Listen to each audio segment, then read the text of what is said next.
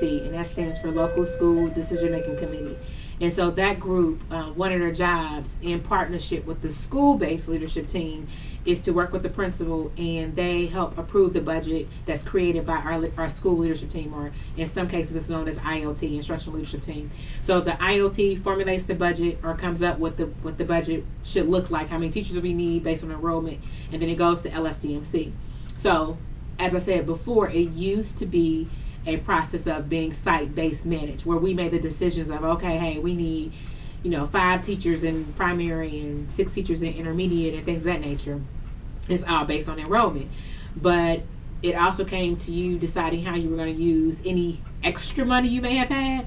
But nowadays, there's not much extra money for me because I'm not Title I. Where schools that are Title I, they have like the school improvement grant money, or they have the Title I funding, where they really get to decide how to use it. But for a school like us, we don't have that option.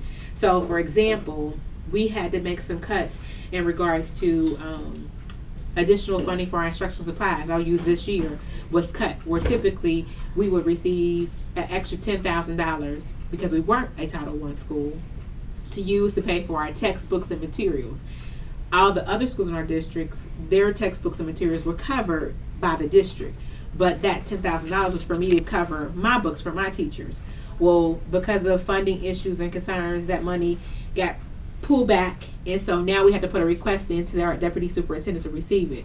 So for us, how that's communicated out is when we have the leadership team meetings, when I have my LSDMC meetings, that discussion is held, and so my LSDMC team and my IOT and PTA kind of help me think of, okay, where can they pick up if it's an item they can pick up.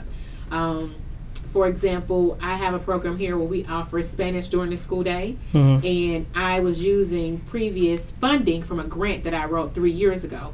Well, that grant funding is now gone, and as a result, the PTA said, okay, Angela, here's a way we'll be willing to help pick that up because we want our kids to still have the exposure to Spanish. So that's just kind of one example. When it comes to the textbooks and like our instructional supply being cut this year, I had to cut the amount that would go to teachers. So instead of them having, let's say, $400 to use to buy additional instructional materials, it's going to be cut down to like $150. Okay. That's kind of a tricky question. Let's say my belief is I think all schools in a district should have the same basic supplies and materials for their students.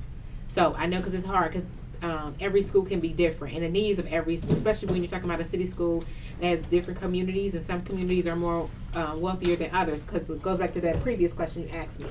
However, I don't think schools should be penalized if they are in a wealthy area and you assume that they don't need it. So I think there are basic materials, supplies, and textbooks that should be provided to all schools, despite whatever the needs may be in that community.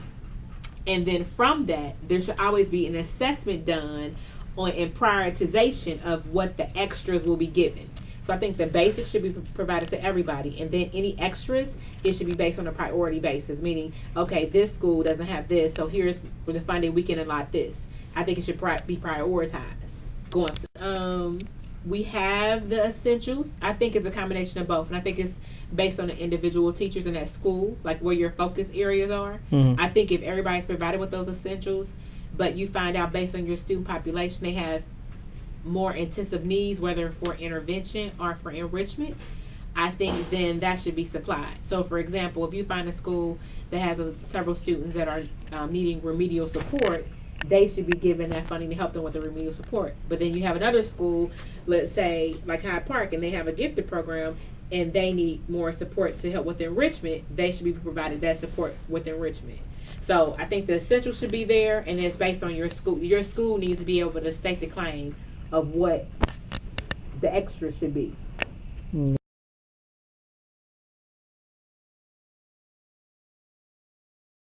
Hello, everybody. My name is James McCray. These are the 4 questions that you may or may not have heard when I was doing the interview with Angela Cook-Fraser. These responses that I'll have for you now are from Ms. Rowedder at AWL. Due to some technical things that were going